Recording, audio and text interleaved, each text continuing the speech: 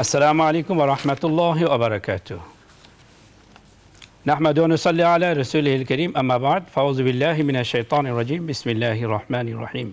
ওয়া মা আতাকুমুর রাসূলু ফাখুযুহু ওয়া মা নাহাকুম আনহু ফান্তাহু।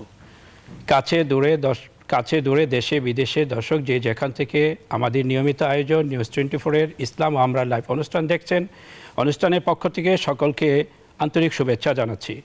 দর্শক, এই অনুষ্ঠানে আমরা জীবন ঘনিষ্ঠ বিষয় নিয়ে আলোচনা করে থাকি। প্রতিদিন আমরা এই সময় কিছু ইসলামিক আলোচনা করে থাকি যা জীবন ঘনিষ্ঠ। আজকেও আমরা সেই লক্ষ্যেই উপস্থিত হয়েছি। আমাদের সাথে আলোচনা করবেন যে বিষয়টা আজকে আলোচনা হবে যে খাবার গ্রহণে রাসূল সাল্লাল্লাহু আলাইহি ওয়াসাল্লামের আদর্শ। এই বিষয়ে আলোচনা করার জন্য আজকে আমার সাথে উপস্থিত আছেন হযরত মাওলানা শাব্বির আহমদ সাহেব দামাত বারাকাতুহুম, উপাধ্যক্ষ নয়াটোলা কামিল মাদ্রাসা। আসসালামু আলাইকুম ওয়া রাহমাতুল্লাহ। ওয়া আলাইকুম আসসালাম ওয়া রাহমাতুল্লাহি ওয়া বারাকাতুহু। হযরত ভালো আছেন? আলহামদুলিল্লাহ। হযরত কেমন আছেন? আলহামদুলিল্লাহ, আল্লাহ তাআলা ভালো রাখছেন। আলহামদুলিল্লাহ, আল্লাহ তাআলা অনেক ভালো রেখেছেন। তো দর্শক শ্রোতা, আমরা যে আলোচনাগুলো করব আজকে জীবন ঘনিষ্ঠ আলোচনা, এ ব্যাপারে যদি আপনাদের কোনো প্রশ্ন থাকে আলোচনা শেষে আপনারা স্ক্রিনে যে নাম্বার দেওয়া আছে সেই নাম্বারে প্রশ্ন করে আমাদের কাছে জানতে পারবেন। আমরা কোরআন হাদিসের আলোকে আপনাদের উত্তর দেওয়ার চেষ্টা করব। দর্শক, আমরা প্রথমে বলেছি যে আজকে যে বিষয়টা আমাদের রাসূল সাল্লাল্লাহু আলাইহি ওয়াসাল্লাম যে খাবার গ্রহণ করেছেন তা নিয়ে আলোচনা করব কোরআন হাদিসের আলোকে। দেখেন দর্শক, যে প্রতিটা বিষয়ে আল্লাহ তাআলা আমাদেরকে যে সৃষ্টি করেছেন মানুষ হিসেবে, মানুষকে সৃষ্টি করা মানে সর্বোত্তম জাতি হিসেবে সৃষ্টি করেছেন, আশরাফুল মাখলুকাত। এরপরে আল্লাহ তাআলা আমাদেরকে মুসলমান করেছেন এবং শেষ নবী সাল্লাল্লাহু আলাইহি ওয়াসাল্লামের উম্মত করে আমাদেরকে পাঠিয়েছেন। এজন্য আমাদের দরকার যে আমাদের দুনিয়াতে যতদিন বেঁচে থাকবো সব কিছুতে রাসূল সাল্লাল্লাহু আলাইহি ওয়াসাল্লামের আদর্শ কি তাই আমরা খুঁজে দেখব। সেইভাবে যদি আমরা জীবন পরিচালনা করতে পারি তাহলে আমাদের দুনিয়া এবং আখিরাত সফল হবে। আজকে যে বিষয়টা আমাদের সামনে এসছে একেবারেই দৈনন্দিন বিষয়, যে আমরা মানুষ হিসেবে আমাদের প্রতিনিয়তই খাবার গ্রহণ করতে হয়। দৈনিক একবার নয়, দুইবার, তিনবার আমাদের খাবার গ্রহণ করতে হয়। দেখেন, খাবার আমরা গ্রহণ করে থাকি পেট ভরার জন্য, স্বাস্থ্য ঠিক রাখার জন্য এবং শরীর আমরা যেন কাজকর্ম করতে পারি সেজন্য আমরা খাবারটা গ্রহণ করে থাকি।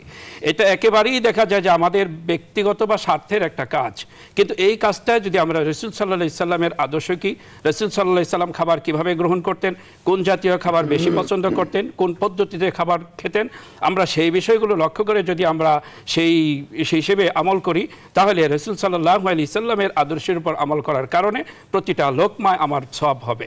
এই বিষয়ে আজকে বিস্তারিত আলোচনা শুনবো আমরা। মুহতারাম উপস্থিত হয়েছেন। তো হযরত, আপনার কাছে আমরা যে বিষয়টা জানতে চাচ্ছি যে রাসূল করিম সাল্লাল্লাহু আলাইহি ওয়াসাল্লাম যে খাবার খেয়েছেন, রাসূল সাল্লাল্লাহু আলাইহি ওয়াসাল্লামের প্রতিটা কাজ কর্ম সেটাই তো আমাদের আদর্শ মুসলমান হিসেবে, উম্মত হিসেবে। যদি আপনি আমাদেরকে এই বিষয়ে একটু বিস্তারিত আলোচনা করেন। ইন্নাল হামদুলিল্লাহ ওয়াসসালাতু ওয়াসসালামু আলা রাসূলিল্লাহি ওয়া বা'দ। ফাআউযু বিল্লাহি মিনাশ শাইতানির রাজীম। বিসমিল্লাহির রহমানির রহিম। ইয়া আইয়ুহাল্লাযীনা আমানু কুলু মিন তাইয়্যিবাতি মা রাযাকনাকুম ওয়াশকুরু লিল্লাহি ইন কুনতুম ইয়্যাহু তা'বুদুন। আলহামদুলিল্লাহ, আজকে আমরা যে বিষয় নিয়ে আলোচনা করব অত্যধিক গুরুত্বপূর্ণ বিষয়, যে আল্লাহ তাআলা জিন ইনসান মাখলুকাত যাদেরকে সৃষ্টি করেছেন সকলেরই খাবার প্রয়োজন। কিন্তু এই খাবার কী ধরনের খাবার খাবে, কিভাবে খাবার খাবে, এই হুকুম আহকাম কোনো জীব জানোয়ারের জন্য আল্লাহ তাআলা এভাবে রাখেন নাই। এই হুকুম রেখেছেন একমাত্র আমাদের জন্য, ইনসানের জন্য, যে আমরা কোরআন এবং হাদিসে এই খাবারের বিষয়ে অনেক কিছু আমরা জানতে পারবো। রাসূল করিম সাল্লাল্লাহু আলাইহি ওয়াসাল্লাম তিনি কিভাবে খাইতেন, চলতেন, তার শুরু থেকে শেষ পর্যন্ত একজন মানুষের যা কিছু প্রয়োজন সব কিছু সম্পর্কে রাসূল করিম সাল্লাল্লাহু আলাইহি ওয়াসাল্লাম বলে গেছেন। বিশেষ করে বিদায় হজে আল্লাহ তাআলা আয়াত নাজিল করেছেন, আল ইয়াউমা আকমালতু লাকুম দীনাকুম ওয়া আতমামতু আলাইকুম নিয়ামতি। এর দ্বারা আমরা বুঝি যে শরীয়তের এমন কোনো বিষয় নাই যেই বিষয়ের সম্পর্কে কোরআন এবং হাদিসে নাই, বরং সমস্ত বিষয় সম্পর্কে বিশদ বর্ণনা কোরআন এবং হাদিসে রয়েছে। আমাদের সমাজে আমরা আহার করি, কিভাবে আমরা আহার করব? রাসূল করিম সাল্লাল্লাহু আলাইহি ওয়াসাল্লাম বলেন যে যেই খাবার হাতে খাইতে হয় এই ধরনের খাবার যখন মানুষ খাবে তখন তার দুই হাত, উভয় হাতটাকে ধুয়ে নেওয়া এটা সুন্নত। কারণ এর মাঝে বিভিন্ন ধরনের জীবাণু থাকতে পারে। 2 হাতকে ভালোভাবে ধুয়ে নেওয়া।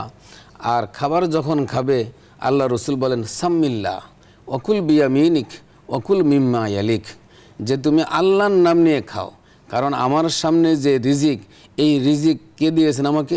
একমাত্র আল্লাহ তাআলা। সমস্ত কিছু আল্লাহ তাআলাই আমাকে দিয়েছেন। এই জন্য খাবারটা আমি এই জন্য খাবো না যে বাঁচার জন্য খাইতেছি না, মূলত আমি আল্লাহ রসুলের সুন্নত এই জন্য আমি খাবো। তাহলে আমার সুন্নতের উপরও আমল হবে, আর খাবার যে উপকারিতা সেটাও আমি লাভ করতে পারবো। আল্লাহ রসুল বলেন সাম্মিল্লাহ, তুমি আল্লাহর নাম নিয়ে খাও। অকুল বিয়ামিনিক, আর তুমি তোমার ডান হাতে খাও। অকুল মিম্মা ইয়ালিক, আর কয়েকজন যদি একসাথে বসে খায় তাহলে নিজের কাছে যেটা আছে সেখান থেকে খাবে। হ্যাঁ, যদি বিভিন্ন ধরনের খাবার থাকে তাহলে তার পছন্দ মতো কাছে দূরে ডানে বামে নিতে পারে। আর একসাথে যখন খাবার খাবে, এক ধরনের খাবার হয়, তো নিজের কাছে যেটুকু আছে সেভাবেই সেখান থেকে খাবে। এই কথাটাই আল্লাহ রসুল বলছেন সাম্মিল্লাহ অকুল বিয়ামিনিক অকুল মিম্মা ইয়ালিক। কিন্তু আমরা বর্তমানে দেখি যে অনেক মানুষ যারা ডান হাত তার সুস্থ থাকা সত্ত্বেও সে বাম হাতে আহার গ্রহণ করে। আল্লাহ রসুল সাফ নিষেধ করেছেন, হাদিসে আছে লা ইয়াকুলু মিনকুম আহাদুন বিশিমালি, তোমাদের কেউ যেন বাম হাতে না খায়। ওলা ইয়াশরাবু বিশিমালি, আর সে যেন বাম হাতে পান না করে। আমরা তো এমনও দেখি মসজিদ থেকে মুসল্লি নামাজ পড়ে বের হইতেছে, সামনে চায়ের দোকান, সেখানে বসে বাম হাতে লাল চা পান করতেছে, কিন্তু তার ডান হাত সুস্থ আছে। এটা হলো সুন্নতের খেলাপ। এভাবে যদি কেউ করে তাহলে আল্লাহ রসুল নারাজ হবেন, এই খাবারের সুন্নত থেকে বঞ্চিত হবে। কারণ এই বাম হাতে কে খাবার খায়, আল্লাহ রসুল পরবর্তীতে বলেন ফাইন্না শাইতানা ইয়াকুলু বিশিমালিহি ওয়া ইয়াশরাবু বিশিমালি, যে শয়তান বাম হাতে খাবার খায় এবং বাম হাতে সে পান করে, সে যা কিছু পান করে বাম হাতে পান করে। এই জন্য আমরা যেহেতু মুসলিম, আমরা আল্লাহ তাআলাকে বিশ্বাস করি, রসুল করিম সাল্লাল্লাহু আলাইহি ওয়াসাল্লামের সুন্নতকে আমরা মহব্বত করি, এই জন্য আমাদের জন্য উচিত হলো আমরা যেন ডান হাতে খাবার খাই। জি মুহতারাম, আপনাকে অনেক অনেক ধন্যবাদ। আপনি খুব চমৎকার আলোচনা করেছেন। যে দর্শক শ্রোতা, আমরা যে বিষয়টা আলোচনা শুনতেছিলাম যে একজন মুসলমান এবং একজন কাফেরের মধ্যে পার্থক্য এটাই যে মুসলমান যখন খাবার গ্রহণ করবে রাসূল সাল্লাল্লাহু আলাইহি সাল্লামের আদর্শটা সে খুঁজে দেখবে, অর্থাৎ ডান হাতে খাবার গ্রহণ করবে, বাম হাতে খাবার গ্রহণ করবে না, এতে শয়তান খুশি হয়। দাঁড়িয়ে খাবার গ্রহণ করবে না, তাতেও শয়তান খুশি হয়। তো আমরা খাবার খেতে যদি প্লেট ভরে ভাত খাওয়াটাকেই মনে করি, এটা ঠিক না। এক গ্লাস পানি খাওয়া, একটা চা খাওয়া, এই একটা পান খাওয়া, এগুলিও খাওয়া, সব খাবারই দাঁড়িয়ে খাওয়া নিষেধ এবং বাম হাতে খাওয়া গ্রহণ করা নিষেধ। ডান হাতে খাবো এবং আমরা বসে খাবো। রাসূল সাল্লাল্লাহু আলাইহি সাল্লামের সুন্নাহ যেগুলো আছে সেগুলো আমরা লক্ষ্য করে খাবো। দেখেন দর্শক, আমি যদি নিয়তটা ঠিক রাখি তাহলে কিন্তু সাধারণ দুনিয়ার কাজটা আমার আখিরাতের জন্য হয়ে যায়। এক সাহাবী ঘর করে যখন জানালা করতে চেয়েছিলেন, রাসূল সাল্লাল্লাহু আলাইহি সাল্লাম বলেছিলেন কি জন্য তুমি জানালা করবে? যে বাতাস আসবে ঘরে, এই জন্য। রাসূল সাল্লাল্লাহু আলাইহি সাল্লাম বলছেন নিয়তটা পাল্টিয়ে ফেলো, তুমি আজান শুনবে এই জন্য মানে জানালা কাটো, তাহলে বাতাস তো আসবেই। ঠিক তেমনই খাবার তো আমাদের খেতে হবেই পেট ভরার জন্য, শরীর স্বাস্থ্য ঠিক রাখার জন্য, কিন্তু এটার মধ্যে যদি আমরা সুন্নাত দেখি তাহলে এই খাবারটা আমার সব হবে, পেট তো ভরবেই। তো দর্শক শ্রোতা, আমরা এখন চলে যাব আপনাদের প্রশ্নের উত্তর নেওয়ার জন্য। যদি এই আলোচনার ভেতরে আপনাদের কোনো প্রশ্ন জানার বা বোঝার থাকে, অথবা জীবন ঘনিষ্ঠ কোনো প্রশ্ন যদি আপনাদের থাকে, প্রশ্ন করতে পারেন, পরিচয় দিয়ে প্রশ্ন করবেন, আমরা কোরআন হাদিসের আলোকে উত্তর দেওয়ার চেষ্টা করব। যে এই মুহূর্তে যিনি লাইনে আছেন, পরিচয় দিয়ে প্রশ্ন করুন। আসসালামু আলাইকুম ওয়া রাহমাতুল্লাহ।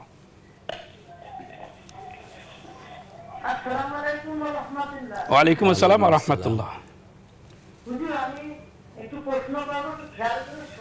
জি জি বলুন। আমার 3টে মেয়ে, একটা মেয়ে জেনারেল লাইনে পড়ে আর 2টো মেয়ে মাদ্রাসায় পড়ে, একজন হেফজে পড়ে, একজন নাজেরা। কিছু ঝামেলার কারণে কোথা থেকে নিয়ে আসছি, এখন যদি আমি আলিয়াতে দিই তাহলে কি আমার গুনাহ হবে? কোথায় দিলে? আলিয়া মাদ্রাসা। আলিয়া। জি জি জি জি জি বলুন। জি, আমরা আলোচনা করছি, আপনি অনুষ্ঠান দেখতে থাকুন। জি মোহতারাম, বুঝতে পেরেছেন। জি, ওনার তিনটা মেয়ে স্কুলে পড়ে, জেনারেল লেখাপড়া করে কিন্তু ছেলেটাকে মাদ্রাসায় দিয়েছিল, কমি মাদ্রাসায় সম্ভবত। এখন চাচ্ছে যে কমি মাদ্রাসা থেকে উনি আলিয়ার দিকে কনভার্ট করতে, এটা কি ওনার গুনাহ হবে? আলিয়াতে পড়লে কি হয়, এটা যদি একটু বুঝিয়ে বলতেন। কওমি মাদ্রাসাতে যে পড়তেছে সেখানে আরবির প্রতি একটু গুরুত্ব বেশি থাকে, আর আলিয়া মাদ্রাসাতে বাংলা ইংরেজি সহ পড়ার কারণে আরবির গুরুত্বটা তুলনামূলক একটু কম হয়। এই জন্য দুটোটাই মাদ্রাসা, এই জন্য কোথাও পড়লে গুনাহ হবে এরকম আমরা মনে করি না। বরং যদি তার আমলকে ঠিক রাখে, তার আখলাককে ঠিক রাখে এবং অভিভাবক যারা আছে তারা সতর্ক থাকে যেন আমার সন্তান 5 ওয়াক্ত নামাজ, তার লেবাস সুরত সব কিছু ঠিক থাকে, তাহলে সেখানেও পড়তে পারে। এটাকে আমরা কোনো দূষণীয় মনে করি না। জি, অনেক চমৎকার বলেছেন যে আসলে হলো শিক্ষার যে আমার নৈতিকতা শিক্ষা অর্জন করা, এবং এমন শিক্ষা অর্জন করব যে আমি রসুল সাল্লাল্লাহু আলাইহি সাল্লামের আদর্শের উপর থাকতে পারি, আমল করতে পারি। সেটা স্কুলেও হতে পারে, আলিয়াতেও হতে পারে, কওমিতে হতে পারে। কওমিতে পড়লেই যে জান্নাতে চলে যাবে বিষয়টা এরকম না। কওমিতে লেখাপড়া করলো, তার আমল কিছুই করলো না, তাহলে তার মুক্তির ব্যবস্থা হবে না। আলিয়াতে লেখাপড়া করেও যদি তার শরীয়ত মোতাবেক সে জীবনকে গড়তে পারে, এটা তার আখেরাতের মুক্তির কারণ হবে। জি, পরবর্তী দর্শকের প্রশ্ন শুনবো। পরিচয় দিয়ে প্রশ্ন করুন। জি বলুন।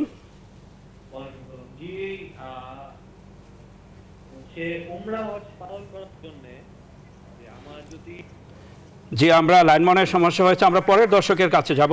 পরিচয় দিয়ে প্রশ্ন করুন। ওয়ালাইকুম আসসালাম, প্রশ্ন করুন। প্রথম প্রশ্ন হলো যে মৃত ব্যক্তিকে স্বপ্নে দেখলে করণীয় কি? দ্বিতীয় প্রশ্ন হলো যে নবীজিদের নিয়ে যে অনেক চ্যানেল যে সিরিয়াল বানায় এগুলো মানে কতটুকু আছে? জি জি, আপনি অনুষ্ঠানের সাথে থাকুন, আমরা আলোচনা করছি। উনি দুটো প্রশ্ন করেছেন যে মৃত ব্যক্তিকে স্বপ্ন দেখলে কি হয়, এটার কোনো ব্যাখ্যা আছে কিনা? জি, স্বপ্নের ব্যাখ্যা এখানে আলোচনার বিষয় না। তারপরও যেহেতু উনি বলছেন মৃত ব্যক্তিকে স্বপ্নে দেখলে এটা তেমন কিছু না। মানুষ যেহেতু তার আত্মীয় স্বজন ইন্তেকাল করলে চিন্তা করে, মানুষ চিন্তা থেকে অনেক কিছু দেখে। তবে যদি তাকে কোনো খারাপ অবস্থায় দেখে তার জন্য কিছু দান সদকা করা, সদকায়ে জারিয়া করা, এটা উত্তম। আর এমনি আত্মীয় স্বজন যারা ইন্তেকাল করে তাদের জন্য দোয়া করা 5 ওয়াক্ত নামাজের পরে এবং তাদের জন্য কিছু দান সদকা করা, এটা উত্তম। তো উনি স্বপ্নে দেখছেন, আলহামদুলিল্লাহ, কোনো খারাপ কিছু না, তার জন্য কিছু দান করে দেওয়াটাই ভালো। দ্বিতীয় প্রশ্ন ইনি করেছেন, নবীজি সাল্লাল্লাহু আলাইহি সাল্লামকে নিয়ে যে মানে মুভি তৈরি করা হয়, এগুলোর ফিল্ম তৈরি করা হয়, এটার ব্যাপারে নবীজিকে নিয়ে, বিভিন্ন নবীদেরকে নিয়ে যেগুলো তৈরি করা হয়, এটা যে সবগুলো সঠিক এরকম আমরা বলতে পারবো না। বরং এর মাঝে কিছু সঠিক ঘটনা আছে এবং এর মাঝে কিছু বানাওয়াট, কিছু বেজাল বিষয় থাকে। এই জন্য এগুলো না দেখা বা এগুলোকে বিশ্বাস না করা, বরং সিরাতের নির্ভরযোগ্য কিতাব আছে, বই পুস্তক আছে, সেগুলো যদি আমরা পড়ি এর থেকে রসুলের আসল আদর্শ ইতিহাস আমরা সবকিছু জানতে পারবো। জি, অনেক অনেক ধন্যবাদ। যে আসলে রসুল সাল্লাল্লাহু আলাইহি সাল্লাম নবীদেরকে নিয়ে এই সমস্ত ফিল্ম করা একেবারেই উচিত না, কারণ এই সমস্ত মিথ্যার আশ্রয় নেওয়া হয়।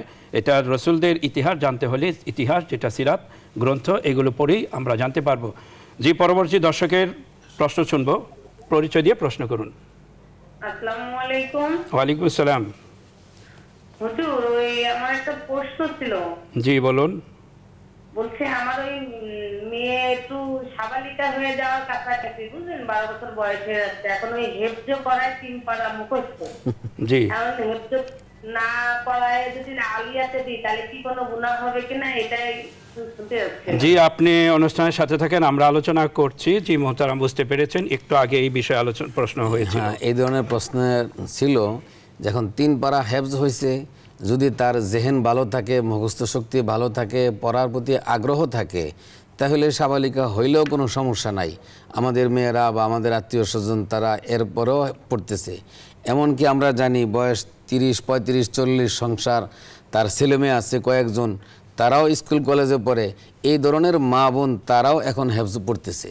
তাহলে আপনার মেয়ে 12 বছর হয়েছে, সে বাকিটা পড়তে পারবে না এরকম না। যদি তার পড়ার আগ্রহ থাকে, তার ব্রেন ভালো থাকে, তাহলে আমরা বলবো যেন আপনার মেয়ে হেফজ শেষ করে। জি মুহতারাম, আপনি যথার্থই বলেছেন। প্রিয় দর্শক শ্রোতা, আগামীকালকের অনুষ্ঠান দেখার আমন্ত্রণ জানিয়ে আজকে এখানেই অনুষ্ঠান শেষ করছি। দরুদ শরীফ পড়েন, দোয়া হবে। আল্লাহুম্মা সাল্লি আলা সাইয়্যিদিনা হাবিবিনা শাফি'না মাওলানা মুহাম্মদ ওয়া আলা আলিহি ওয়া সাহবিহি আজমাইন। আস্তাগফিরুল্লাহ রাব্বি মিন কুল্লি যামবি ওয়া আতুবু ইলাইহি লা হাওলা ওয়া লা কুওয়াতা ইল্লা বিল্লাহিল আলিয়্যিল আযীম আলহামদুলিল্লাহি রাব্বিল আলামিন والصلاة والسلام على رسولنا النبي الأمي الأمين آمين ربنا آتنا في الدنيا حسنة وفي الآخرة حسنة وقنا عذاب النار اللهم أرنا الحق حقا وارزقنا اتباعه وأرنا الباطل باطلا وارزقنا اجتنابه রব্বুল আলামিন আমরা যারা গুনাহগার বান্দা আপনার দরবারে হাত তুলেছি আমাদের হাতগুলো কবুল করে নিন আমাদের জিন্দেগীর সমস্ত গুনাহ খাতা মাফ করে দিন রব্বুল আলামিন এই মুহূর্তে নিউজ 24 এর ইসলাম ও আমরা লাইভ অনুষ্ঠান যারা দেখছে নিয়মিত প্রোগ্রাম যারা দেখে রব্বুল আলামিন তাদেরকে আপনি এই অনুষ্ঠানের ওসিলায় তাদের জিন্দেগীর সমস্ত গুনাহ খাতা মাফ করে দিন রব্বুল আলামিন এত সুন্দর অনুষ্ঠানের আয়োজন যারা করেছে তাদের সুস্বাস্থ্যের ব্যবস্থা করে দিন দুনিয়াতে তারা সুস্থভাবে থাকতে পারে এই তৌফিক দান করুন রব্বুল আলামিন যেদিন হায়াত শেষ হয়ে যাবে তাদের ঈমানি মৃত্যু নসিব করেন রব্বুল আলামিন এই প্রোগ্রামকে আপনি কবুল করে নিন যুগ যুগ ধরে যেন এই প্রোগ্রাম চলতে পারে সেই কবুল আর মঞ্জুর করে নিন রব্বুল আলামিন জিন্দেগীর সমস্ত গুনাহ খাতা মাফ করে দিন রব্বুল আলামিন বুঝে না বুঝে ইচ্ছায় অনিচ্ছায় অনেক সময় অনেক গুনাহ আমাদের হয়েছে রব্বুল আলামিন জানি না কত গুনাহ হয়েছে আপনি রহমান আপনি গফফারের ওসিলা আমাদের জিন্দেগীর সমস্ত গুনাহ খাতা মাফ করে দেন রব্বুল আলামিন যতদিন দুনিয়াতে আমাদের হায়াত রেখেছেন ঈমান ও আমলের সাথে রাখেন রব্বুল আলামিন আমাদের মধ্যে যারা সুস্থ আছে তাদের সুস্থতার নিয়ামতকে বাড়িয়ে দিন রব্বুল আলামিন যারা অসুস্থ আছে তাদেরকে সুস্থতা দান করুন রব্বুল আলামিন কত মানুষ হাসপাতালে মৃত্যু মুখোমুখি হচ্ছে অনেক কষ্ট করছে রব্বুল আলামিন তাদেরকে আপনি মাফ করে দিন তাদেরকে আপনি সুস্থ করে দিন আমাদের দেশের অবস্থা ভালো করে দিন অস্থিরতা যেন কেটে উঠতে পারে আমাদের বাংলাদেশের অবস্থা ভালো করে দিন রব্বুল আলামিন সামনে আসছে রমজান মাস রব্বুল আলামিন এরপর হজের মাস রব্বুল আলামিন প্রত্যেক যারাই যেভাবে নিয়ত করেছে প্রত্যেকের হজকে কবুল করুন যারা উমরা করতে গেছে রব্বুল আলামিন তাদের উমরাকেও কবুল করুন নিরাপদে তাদেরকে বাড়িতে ফিরিয়ে আনুন রব্বুল আলামিন আমরা যারা এখানে হাত তুলেছি রব্বুল আলামিন যার হাতখানা পছন্দ হয় আপনি তার উসিলায় আমাদের জিন্দেগীর সমস্ত গুনাহ মাফ করে দিন রব্বুল আলামিন আপনার হাবিব সাল্লাল্লাহু আলাইহি সাল্লামের আদর্শ মোতাবেক জীবন যাপন করার তৌফিক দান করুন রব্বুল আলামিন যতদিন হায়াত রেখেছেন ঈমান ও আমলের সাথে রাখেন গুনাহ করব না শয়তানের খপ্পরে পড়ব না তওবা করতেছি রব্বুল আলামিন শয়তানের খপ্পর থেকে আমাদেরকে হেফাজত করুন যদি শয়তান আমাদেরকে তারপরেও গুনার দিকে নিয়ে যায় আপনি কুদরতি হাতে আমাদেরকে হেফাজত করেন রব্বুল আলামিন যখন আমাদের হায়াত শেষ হয়ে যাবে ঈমান ও আমলের মৃত্যু নসিব করেন রাসূল সাল্লাল্লাহু আলাইহি সাল্লামের উসিলা আমাদের দোয়াকে কবুল করুন সুবহান রাব্বিকা রাব্বিল ইজ্জাতি আম্মা ইয়াসিফুন ওয়া সালামুন আলাল মুরসালিন আলহামদুলিল্লাহি রাব্বিল আলামিন